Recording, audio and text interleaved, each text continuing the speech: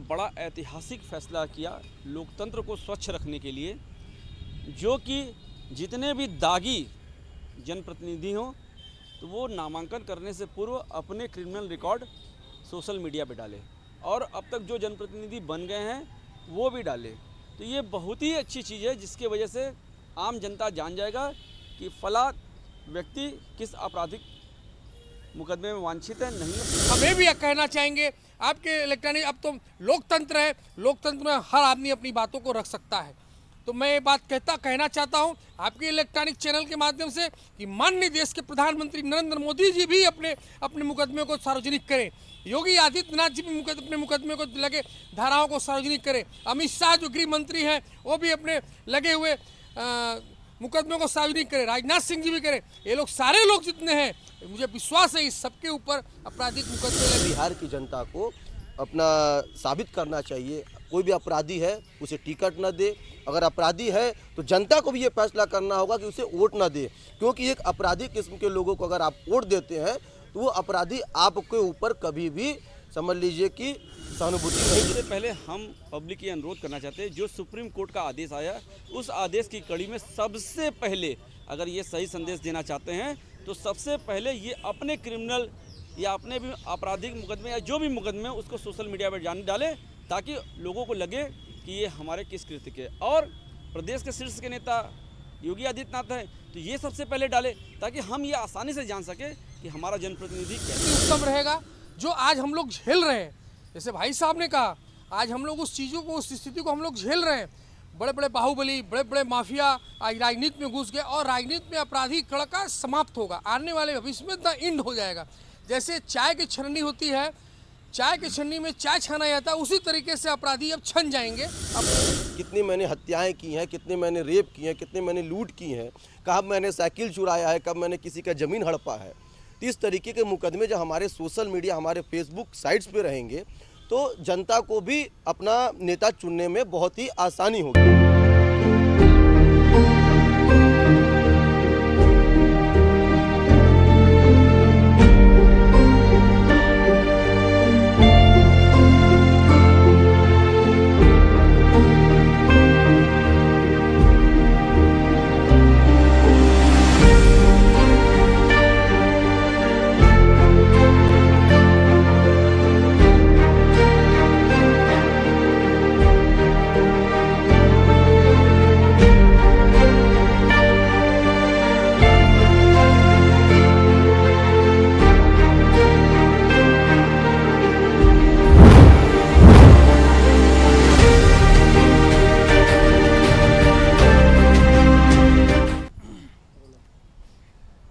Supreme court ने भारतीय राजनीति को बेदाग करने का बीड़ा उठाया है। सुप्रीम कोर्ट के इस फैसले को ऐतिहासिक माना जा रहा है।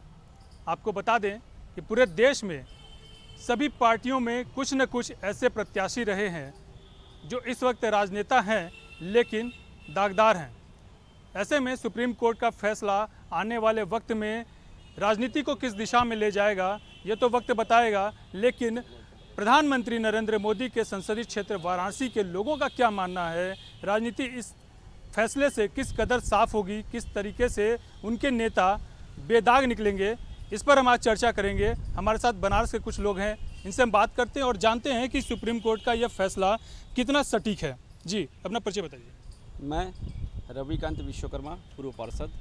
सबसे पहले तो हम सुप्रीम कोर्ट को तहे दिल से सलाम करते हैं कि उन्होंने इतना बड़ा ऐतिहासिक फैसला किया लोकतंत्र को स्वच्छ रखने के लिए, जो कि जितने भी दागी जनप्रतिनिधि हों तो वो नामांकन करने से पूर्व अपने क्रिमिनल रिकॉर्ड सोशल मीडिया पे डालें और अब तक जो जनप्रतिनिधि बन गए हैं वो भी डालें। तो ये बहुत ही अच्छी चीज़ है, जिसके वजह से आम जनता जान जाएगा कि फला व्यक्ति किस आपराधिक मुकदमे में वांछित है, नहीं है, ये क्लियर हो जाएगा। तो जनता को ये तय करने में बड़ा ही आसान होगा कि किसको हम तय करें।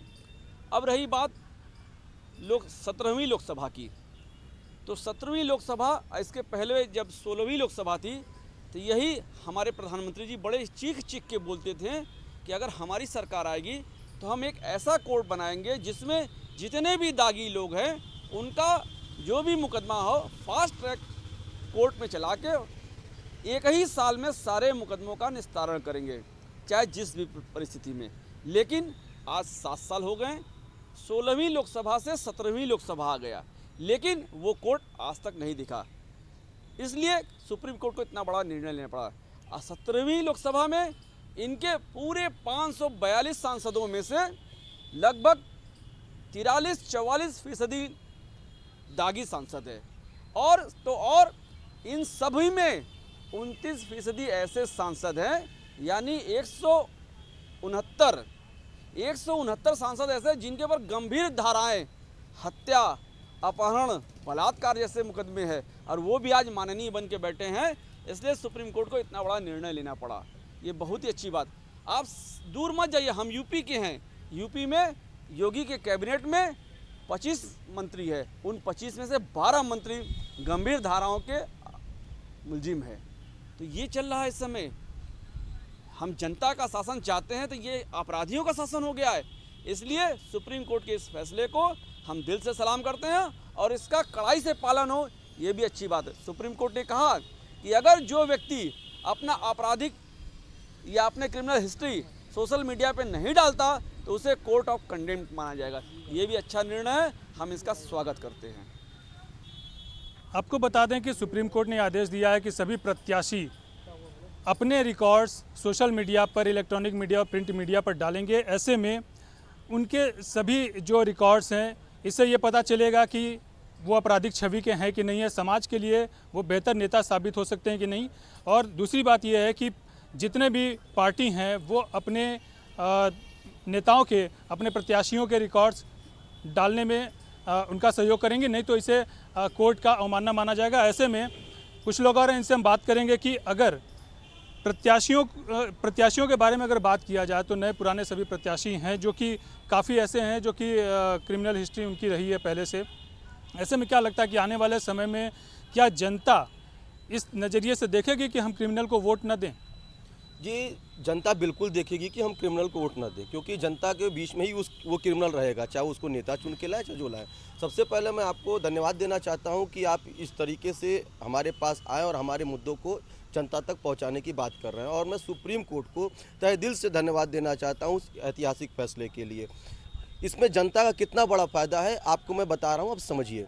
जनता को ये फ़ायदा है, जैसे कि मैं एक नेता हूँ, मुझे चुनाव लड़ना है, तो मेरे ऊपर कितने क्रिमिनल हैं, कितनी मैंने हत्याएं की हैं, कितने मैंने रेप किए हैं, कितने मैंने लूट की हैं, कब मैंने साइकिल चुराया है, कब मैंने किसी का ज़मीन हड़पा है।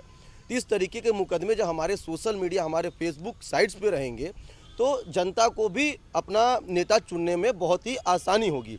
किसी बहन बेटी का अगर आप रेप करते हैं, अगर आप तो आप चुनाव लड़ जाते हैं, आपको टिकट मिल जाता है, आप बाहुबली हैं। जैसे आप बात कर लीजिए चिमयानंद की, तो चिमयानंद जब अपने सारी डिटेल, सेंगर जब अपनी सारी डिटेल जब अपने वेबसाइट पे, अपने फेसबुक पे डालेगा, तो वहाँ से क्लियर हो जाएगा, जनता उसको रीड कर सकेगी, पढ़ सकेगी, और दोबारा चिमयानंद और सेंगर को वोट नहीं देगी। और भी सारे तमाम आप देख लीजिए, आप उप मुख्यमंत्री को देख लीजिए, आप उनका भी वही इतिहास है। आप मुख्यमंत्री को देख लीजिए, उनका भी यही इतिहास है।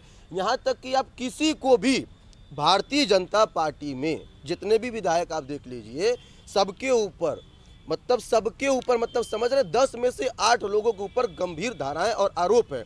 आरोप ऐसे ऐसे हैं, रेप के आरोप है, हत्या के आरोप है, मर्डर करने के आरोप है, चारों तरफ से इनके ऊपर आरोप ही आरोप है। और ये चुनाव लड़ते हैं, जीतते हैं।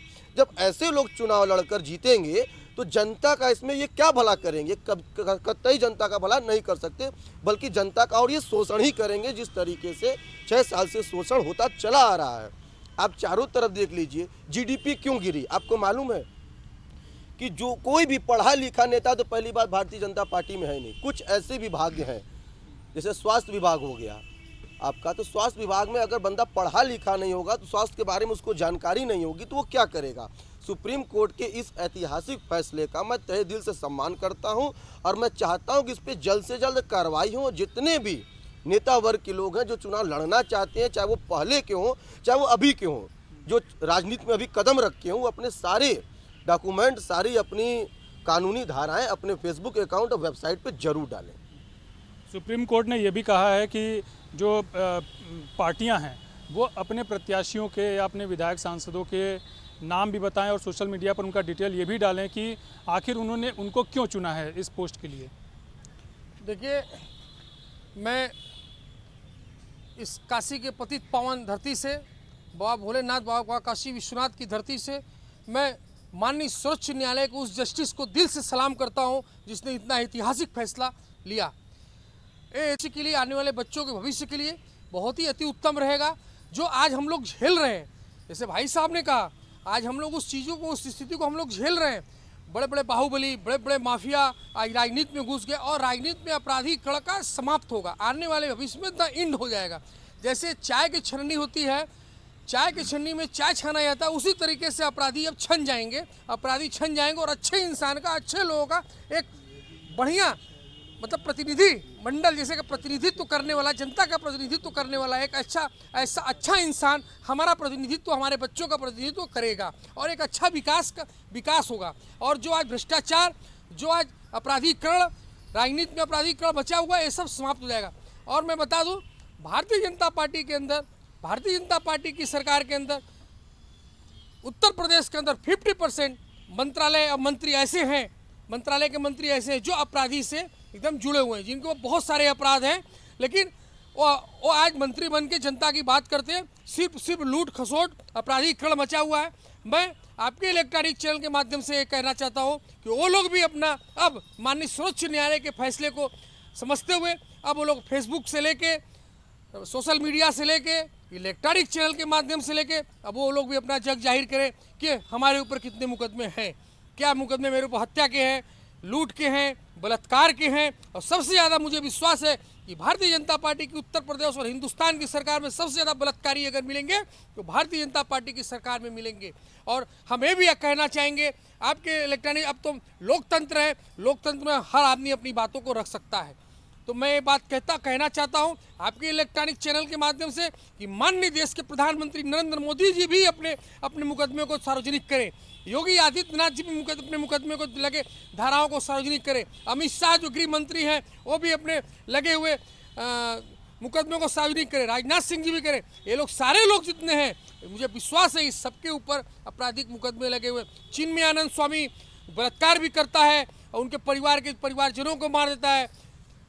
कौन एक विधायक है, सिंगर विधायक, वो लड़की का बलात्कार करता है, उसके भाई को, पिता को, सबको ट्रक से, और वह सम्मानित अधिवक्ता को ट्रक से कुचलवा के मरवा देता है, उसके मुकदमे लगे हुए हैं। ये सब कौन, किसके दल के? ये सब भारतीय जनता पार्टी सरकार के हैं।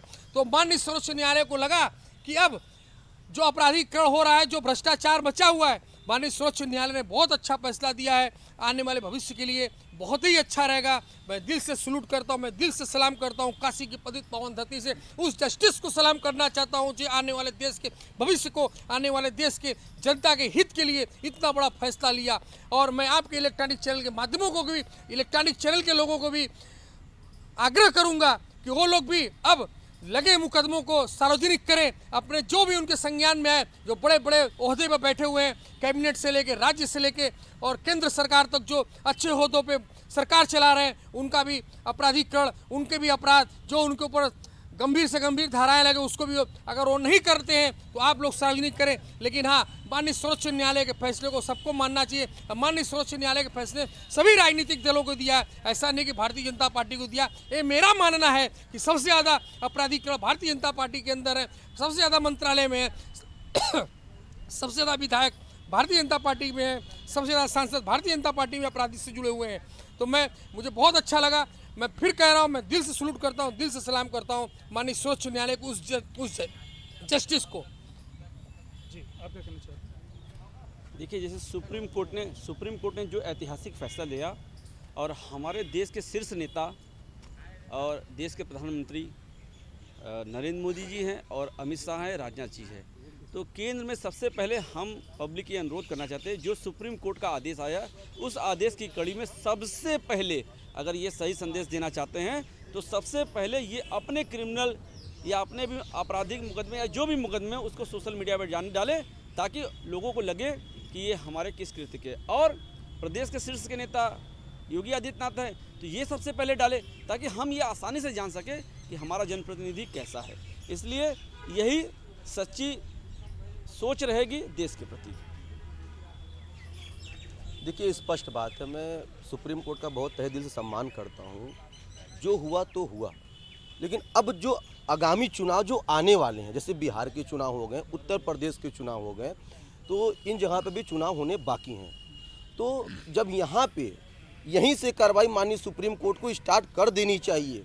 जैसे बिहार में चुनाव होने वाला है, वहाँ भी लोगों को टिकट मिलेंगे, तो टिकट उसी छाप सभी लोगों को मिले जो किसी भी हत्या रेप में न जुड़े हों, किसी चोरी में न जुड़े हों, किसी रेप में न जुड़े हों, किसी दलाली में न जुड़े हों। ऐसे लोगों को टिकट दे करके पहले बिहार की जनता को अपना साबित करना चाहिए। कोई भी अपराधी है उसे टिकट न दे, अगर अपराधी है तो जनता को भी ये फैसला करना होगा कि उसे वोट न दे, क्योंकि एक अपराधी किस्म के लोगों को अगर आप वोट देते हैं तो वो अपराधी आपके ऊपर कभी भी समझ लीजिए कि सहानुभूति नहीं दिखाएगा, वो आप पे हमेशा अत्याचार करता रहेगा।